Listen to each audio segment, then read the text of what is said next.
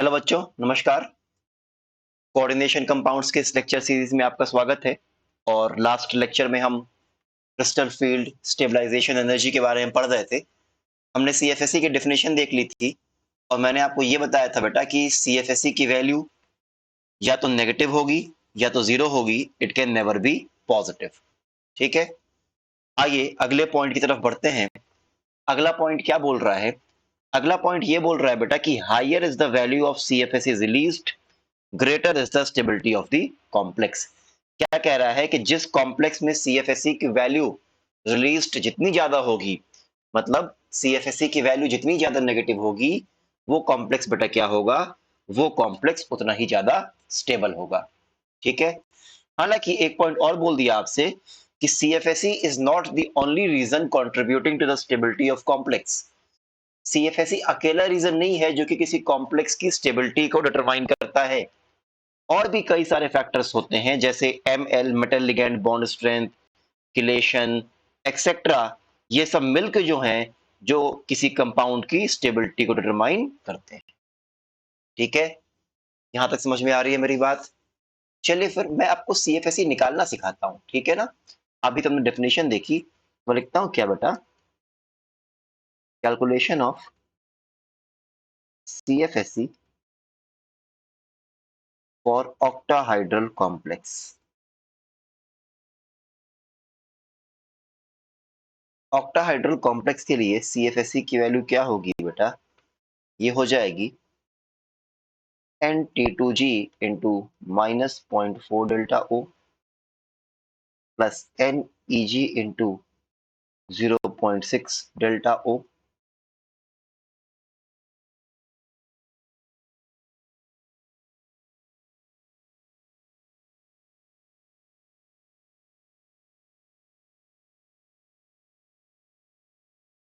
plus X into P। अब यहाँ पे समझना हमको क्या है, where N-T2G and NEG are the number of electrons in T2G and EG set of orbitals, जबकि X क्या है? It is the number of extra electron pairs in octahedral ligand field as compared to spherically symmetrical field।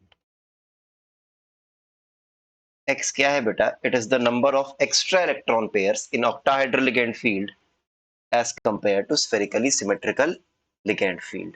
चलिए, जैसे मैं आपको एक example से समझाता हूँ। अच्छा, ये X की वैल्यू इंपॉर्टेंट है, मैं समझाता हूँ। जैसे जैसे मान लो मेरे पास D4 कॉन्फ़िगरेशन है। D4 कॉन्फ़िगरेशन को एक बार मैं कंसिडर करूं अगर SF WFL में, और एक बार मैं कंसिडर करूं इसको SFL में, तो आइए देखा जाए क्या होगा।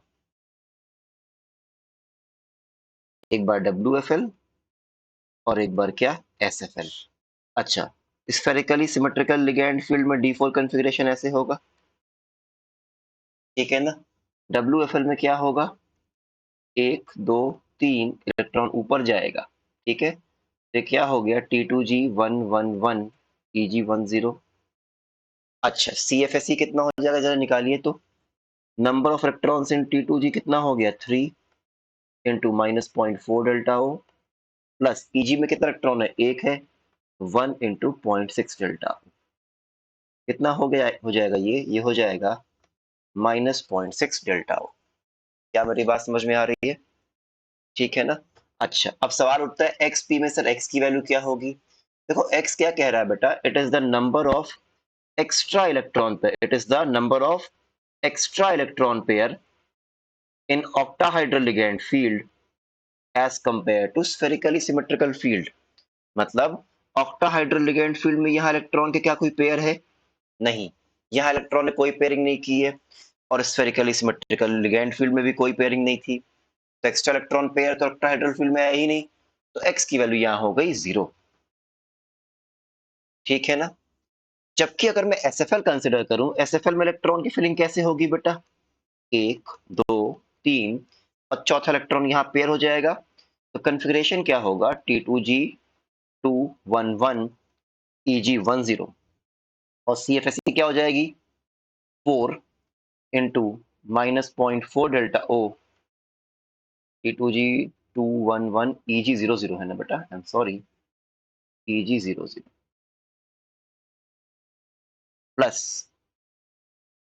0 into 0.6 delta O plus XP, कितना हो जाएगा ये -1.6 डेल्टा O प्लस x की वैल्यू देखो इंपॉर्टेंट है। x क्या है, number of extra electron pair in octahedral field as compare to spherically symmetrical ligand field. Octahedral ligand field में देखो एक इलेक्ट्रॉन पेयर है, लेकिन स्फेरिकली सिमेट्रिकल लिगेंड फील्ड में क्या इलेक्ट्रॉन का कोई पेयर था, नहीं था। तो एक्स्ट्रा कितने पेयर्स बने, एक, तो x की वैल्यू कितनी हो गई p, x की वैल्यू कितनी हो गई 1, तो CFSE कितना हो गया -1.6 डेल्टा O प्लस p। क्या मेरी बात समझ में आ रही है। जैसे मैं एक एग्जांपल और देता हूं बेटा आपको। सपोज करिए मेरे पास D6 कन्फिग्रेशन है,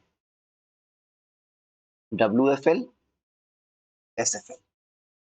WFL में क्या होगा, अच्छा पहले तो स्फेरिकली सिमेट्रिकल लिगेंड फील्ड जरा देखो, 1 2 3 4 5 6, थोड़ा सही से बना देता हूँ बेटा मैं इसको। WFL में क्या होगा, 1 2 3 4 5 6, मैं x की वैल्यू निकालना सिखा रहा हूँ। x की वैल्यू क्या हो जाएगी, जरा देखो तो ऑक्टाहाइड्रल लिगेंड फील्ड में कितने इलेक्ट्रॉन के पेयर हैं, एक है, और जबकि स्फेरिकली सिमेट्रिकल लिगेंड फील्ड में भी कितना है, एक है।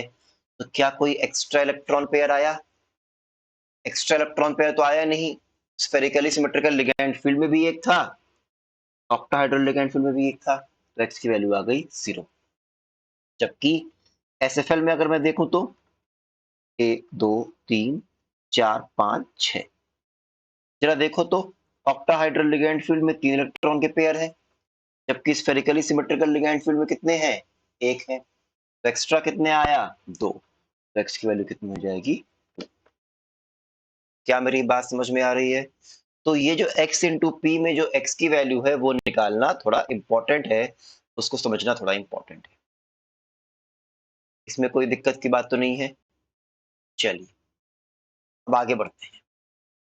अब मैं क्या करता हूं, मैं अब एक पूरा आपको एक चार्ट बना दे रहा हूं, सच दैट D0 से D10 में कोई भी लिगेंड आए, चाहे स्ट्रॉन्ग या वीक, हम उसकी CFSE, उसकी हाइब्रिडाइजेशंस, ये सारी चीजें हम कैलकुलेट कर पाए। क्या मेरी बात समझ में आ रही है। चलिए तो आगे बढ़ते हैं।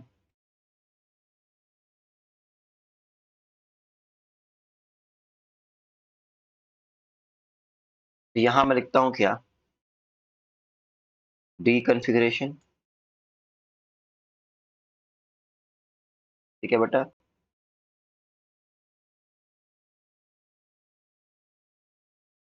आप एक ऐसा ही चार्ट प्रिपेयर कर लो कॉपी में। यहाँ मैं लिखता हूँ बेटा WFL, यहाँ मैं लिखता हूँ SFL, ठीक है ना। अच्छा WFL में मैं क्या क्या निकालूंगा, मैं निकालूंगा T2G EG कन्फिग्रेशन, मैं निकालूंगा CFSE और मैं निकालूंगा हाइब्रिडाइजेशन। सिमिलरली यहाँ पर भी मैं क्या निकालूंगा, T2G EG कन्फिग्रेशन, क्या हम निकालेंगे CFSE और हम क्या निकालेंगे हाइब्रिडाइजेशन। चलिए जैसे मान लीजिए D0 कन्फिग्रेशन है, D0 कन्फिग्रेशन का एग्जांपल जैसे स्कैंडियम+3, टाइटेनियम+4, वेनेडियम+5 एक्सेट्रा, ठीक है ना। अब इसमें D0 कन्फिग्रेशन है, तब तो कन्फिग्रेशन क्या हो जाएगा, T2G000 EG00, CFSE क्या होगा, 0 ही होगा। और अगर मैं हाइब्रिडाइजेशन की बात करूं तो जरा आप देखो तो अंदर के 2 D खाली है ना, तो हाइब्रिडाइजेशन हो जाएगा D2sp3, चाहे SFL हो चाहे WFL हो, ठीक है ना। तो SFL में भी यही क्या हो जाएगा, T2G000 EG00 CFSE will be 0, hybridization will be D2sp3. जरा D1 कॉन्फ़िगरेशन पे आया जाए। D1 कॉन्फ़िगरेशन का एग्जांपल जैसे टाइटेनियम +3, वेनेडियम +4 एक्सेट्रा। ठीक है ना? तो इसका वीक फील्ड लिगैंड में कॉन्फ़िगरेशन क्या होगा बेटा? T2G100 समझ में आ रहा होगा, EG00। CFSE कितना हो जाएगा बेटा इसका? एक इलेक्ट्रॉन किस में आया? T2G में आया। ठीक है ना? कितना हो जाएगा? -0.4 डेल्टा O। ठीक है ना? X की वैल्यू क्या होगी? अगर आप स्फेरिकली सिमेट्रिकल लिगैंड फील्ड बनाएं तो एक ही इलेक्ट्रॉन था। T2G EG वाले में भी एक ही इलेक्ट्रॉन है, कोई एक्स्ट्रा इलेक्ट्रॉन पेयर तो आया नहीं, तो X की वैल्यू हो गई 0। अंदर के 2 D अभी भी खाली हैं बेटा, तो हाइब्रिडाइजेशन D2sp3। जबकि SFL में भी यही हो जाएगा, T2G100 EG00 -0.4 delta O D2sp3। मैंने आपको पहले भी बताया था कि D0 से D3 तक हमें कुछ नहीं सोचना है कि लिगैंड स्ट्रांग है या वीक है ना? सोचना कहाँ पड़ता है? D3 के बाद। अब आते हैं किस पे? D2 पे आते हैं। D2 configuration for example titanium +2, vanadium +3। ये इसका क्या हो गया? स्फेरिकली सिमेट्रिकल लिगैंड फील्ड का। अगर मैं WFL की बात करूं तो T2G110 EG00। आई बिलीव मेरी बात समझ में आ रही है।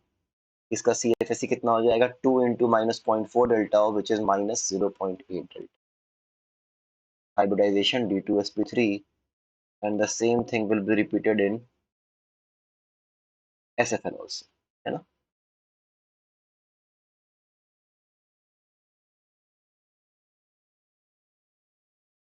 ठीक है। D3 configuration for example titanium +1, vanadium +2, chromium +3। क्या हो जाएगा? T2G111 EG00। CFSE कितना हो जाएगा? 3 into -0.4 delta O -1.2 delta O। Hybridization D2sp3 and similarly for SFL T2G111 EG00 -1.2 delta O and the hybridization is T2sp3। ठीक है ना? अच्छा, मैग्नेटिक बिहेवियर के बारे में भी आप बता सकते हो, पैरामैग्नेटिक या डायामैग्नेटिक अनपेयर्ड इलेक्ट्रॉन देख के। जैसे ये पैरामैग्नेटिक है, ये भी पैरा पैरा पैरा, है ना? ये भी पैरा और ये भी पैरा। अब आते हैं किस पे? D4 कॉन्फ़िगरेशन पे। जरा ध्यान से आप समझ गए होगे। D4 कॉन्फ़िगरेशन जैसे क्रोमियम +2, वेनेडियम +1, मैंगनीज +3 एक्सेट्रा। अगर मैं बात करूं स्फेरिकली सिमेट्रिकल लिगैंड फील्ड की, तब तो D4 में इलेक्ट्रॉन ऐसे ही आएगा। ऊपर मैंने बताया भी अभी।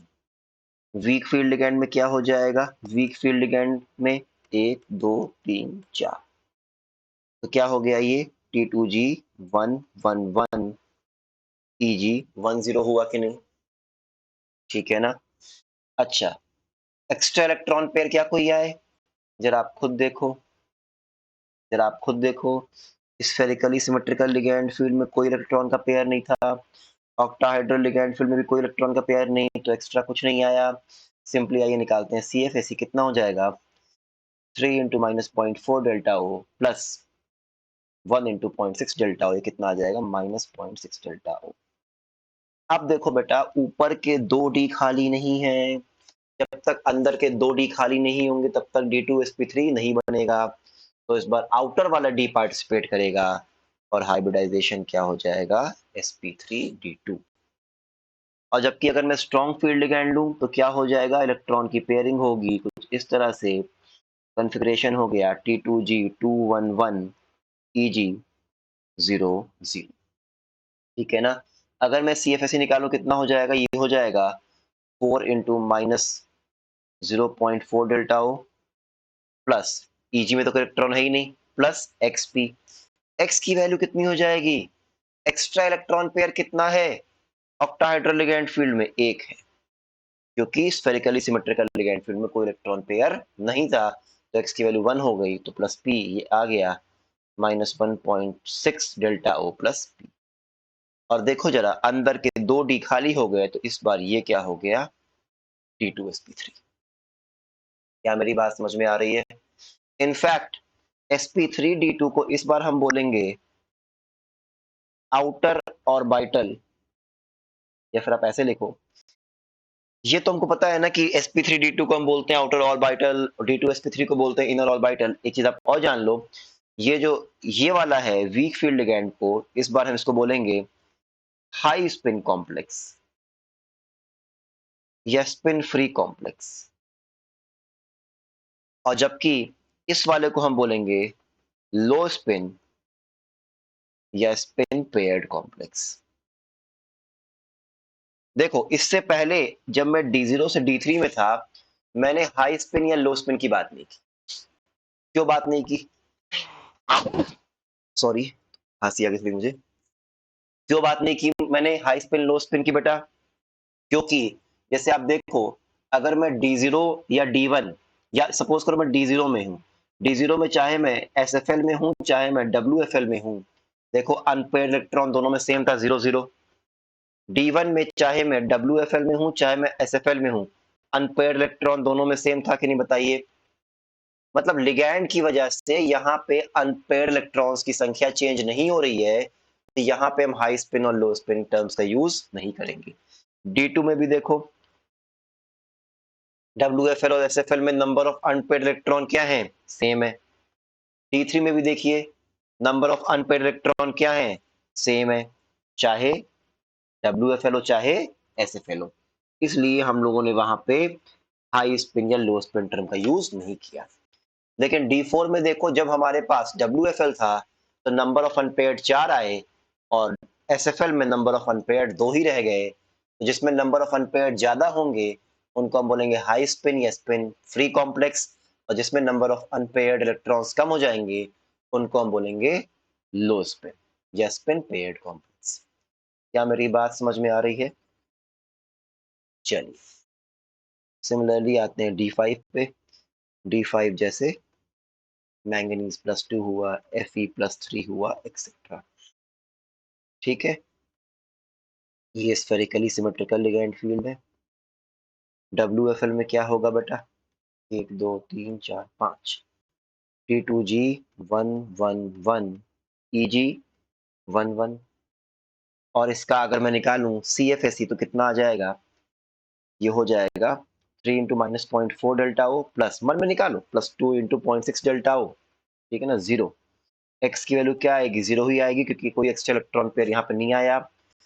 अंदर के 2 d फिर से ऑक्युपाइड है, तो sp3d2। जबकि अगर मैं SFL की बात करूं तो क्या हो जाएगा, आप खुद सोचो। 1 2 3 4 5 है ना, T2G 2 2 1। ठीक है, और CFSE क्या हो जाएगा? 5 इंटू -0.4 डेल्टा O। T2G में तो इलेक्ट्रॉन है नहीं, x की वैल्यू कितनी आ जाएगी बताओ? कितने इलेक्ट्रॉन पेयर एक्स्ट्रा हैं? 2 हैं, क्योंकि स्फेरिकली सिमेट्रिकल फील्ड में कोई भी इलेक्ट्रॉन पेयर नहीं था। +2, तो कितना आ गया? -2.0 डेल्टा O प्लस 2p। ठीक है ना, और चूंकि EG 0 0 है, मतलब अंदर के 2 d क्या है? खाली हैं, तो हाइब्रिडाइजेशन हो जाएगी D2sp। क्या ये बात समझ में आ रही है मेरी? ठीक है, अब आइए किस पे चलते हैं, D6 पे।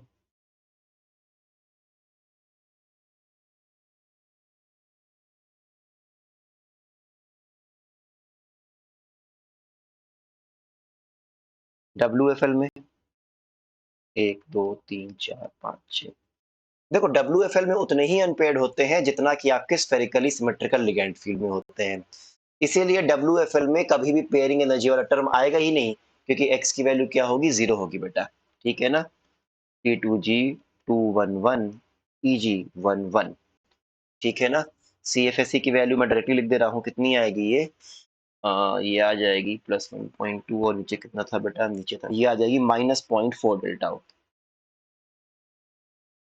अंदर के 2 डी तो पहले से ही ऑक्युपाइड हैं, तो D2sp3 नहीं होगा, क्या हो जाएगा sp3d2, ठीक है। और जबकि अगर मैं स्ट्रॉन्ग फील्ड लिगेंड में लूं तो 1 2 3 4 5 6 एक्स की वैल्यू कितनी आएगी, एक्स्ट्रा इलेक्ट्रॉन पेयर कितना है, यहाँ पे 3 इलेक्ट्रॉन पेयर है, यहाँ पे 1 है, तो एक्स्ट्रा कितना आया, 2 आया, तो एक्स की वैल्यू कितनी आएगी, 2 आएगी। CFSE कितना हो जाएगा, अच्छा इलेक्ट्रॉनिक कन्फिगरेशन लिखा जाए, क्या हो जाएगा T2G222EG 00, और इसका CFSE कितना हो जाएगा -2.4 delta O plus 2p, hybridisation हो जाएगी D2sp3, ठीक है। मेरी बात समझ में आ रही है। D7 की बात करते हैं, चलिए लिख लेते हैं, अब मैं तो डायरेक्टली लिखता हूं, तो T2G वीक फील्ड लिगेंड में T2G जरा आप बना के देख लो, है ना, तो T2G22 ऊपर मैंने लिख दिया EG1011 होगा ना, T2G221 EG11, ठीक है ना। CFSE कितना हो जाएगा -0.8 डेल्टा O, हाइब्रिडाइजेशन sp3d2, ठीक है। और जबकि अगर मैं स्ट्रॉन्ग फील्ड लिगेंड की बात करूं तो क्या हो जाएगा, ये हो जाएगा T2G222EG10, ठीक है ना। और इसका CFSE कितना हो जाएगा, बताओ तो जरा। CFSE हो जाएगा इसका, यहाँ मैंने क्या 2p, ठीक है यहाँ पे 2p, ठीक है। CFSE कितना हो जाएगा, ये हो जाएगा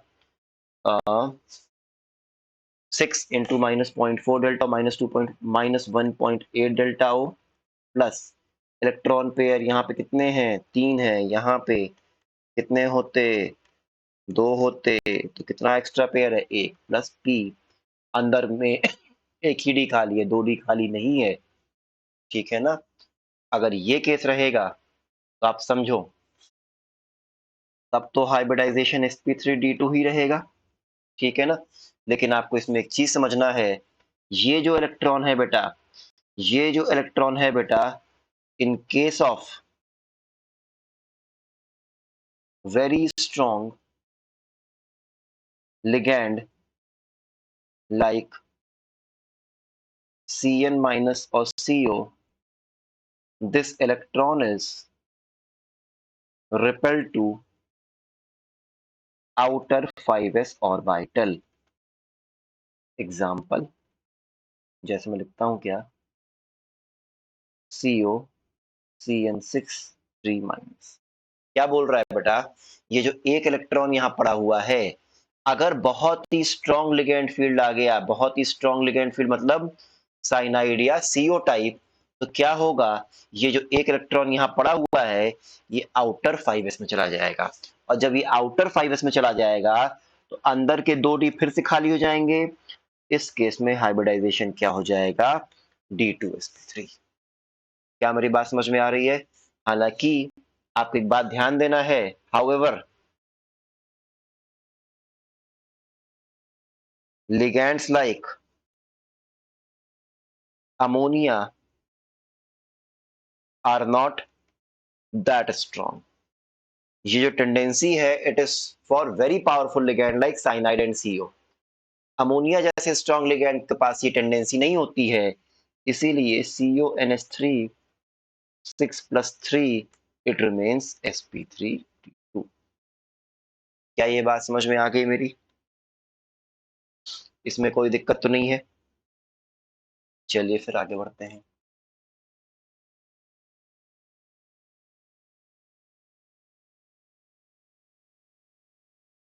तीन और बचा, सो करते हैं। D8 कॉन्फ़िगरेशन फॉर एग्जांपल निकल +2 हो गया, ठीक है ना। वीक फील्ड लिगेंड में क्या हो जाएगा, T2G222 EG11, आप देख सकते हैं ऐसे ही भरेंगे ना। अच्छा स्फेरिकली सिमेट्रिकल लिगेंड फील्ड में ऐसे ही था, ठीक है ना। तो अगर मैं बात करूं किसकी, CFSE की, CFSE कितना आ जाएगा -1.2 डेल्टा O, अंदर के दोनों डी पहले से ही ऑक्युपाइड है, हाइब्रिडाइजेशन हो जाएगा sp3d2। जबकि अगर मैं SFL की बात करूं, SFL में भी देखो सेम चीज आएगी कि नहीं, भर के देखो, ठीक है ना। तो again T2G 222 EG 11, the CFS is -1.2 delta. X की वैल्यू 0 आएगी क्योंकि स्फेरिकली सिमेट्रिकल लिगैंड फिल्म में भी 3 इलेक्ट्रॉन के पेयर हैं, ऑक्टाहेड्रल लिगैंड फिल्म में भी कितने हैं, 3 इलेक्ट्रॉन के ही पेयर हैं। Hybridisation is sp3d2। D9 configuration जैसे कॉपर +2 ले लो, T2G 222 EG 21 -0.6 डेल्टा। अब आप लोग खुद ट्राई करना, समझ में आ गया होगा। यहाँ पे भी T2G 222 EG 21 -0.6 डेल्टा हो, sp3d2। और D10 कॉन्फ़िगरेशन में क्या हो जाएगा, एग्जाम्पल जिंक +2 कॉपर +1 में T2G 222 EG 220 sp3d2। और स्ट्रॉन्ग फील्ड लिगेंड में भी सेम चीज रिपीट हो जाएगी, ठीक है ना। तो ये मैंने पूरा आपको एक चार्ट बनवा दिया जहां पे आप किसी भी इलेक्ट्रॉनिक कॉन्फ़िगरेशन का क्या निकाल सकते हो, जहां पे आप किसी भी इलेक्ट्रॉनिक कॉन्फ़िगरेशन क्या निकाल सकते हो, CFSE निकाल सकते हो। क्या मेरी बात समझ में आ रही है, इसमें कोई दिक्कत तो नहीं है। चलिए, तो इसका मतलब हमें कंक्लूजन क्या मिला, जरा आप देखो तो बेटा, अगर मैं D0 से D3 देखूं, D0 से D3 चाहे स्ट्रॉन्ग फील्ड लिगैंड हो चाहे वीक फील्ड लिगैंड हो, हाइब्रिडाइजेशन तो D2sp3 ही रहा ना, मतलब लिगैंड का कोई असर नहीं पड़ा। सिमिलरली अगर मैं D8 से D10 जरा देखूं तो D8 से D10 में भी चाहे वीक फील्ड लिगैंड हो चाहे स्ट्रॉन्ग फील्ड लिगैंड हो, हाइब्रिडाइजेशन तो सेम ही रही, लेकिन इस बार sp3d2 रही, again no effect of ligand. लेकिन अगर मैं बात करूं D4 से D7, D4 से D7 depending on ligand, weak field ligand में sp3d2, स्ट्रॉन्ग में D2sp3। वीक फील्ड लिगैंड में देखो sp3d2 आ रहा है और स्ट्रॉन्ग में क्या आ रहा है, D2sp3। क्या मेरी बात समझ में आ रही है आपको। तो पहला कंक्लूजन जो हम लिख सकते हैं वो क्या लिखेंगे हम लोग, कि फॉर D0 to D3, ये of course coordination number 6, D0 से D3 हमेशा क्या होगा, sp3d2। D8 से D10, सॉरी D0 से D3 हमेशा क्या होगा, I am so sorry, D2sp3 है ना। D8 से D10 हमेशा क्या होगा, always sp3d2, in fact no effect of ligand.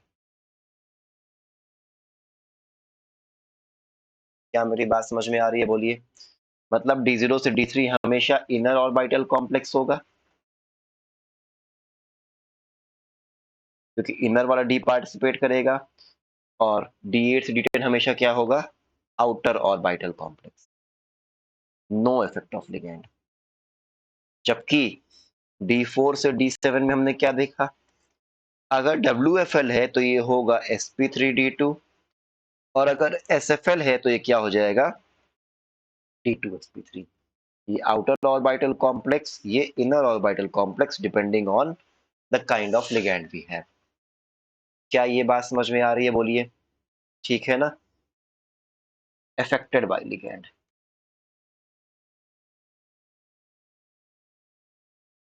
और यहाँ पे क्या था, इनमें नो इफेक्ट ऑफ लिगैंड। और एक टर्म और, क्या, द टर्म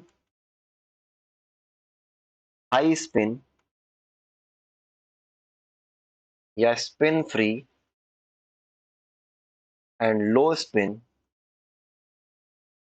spin paired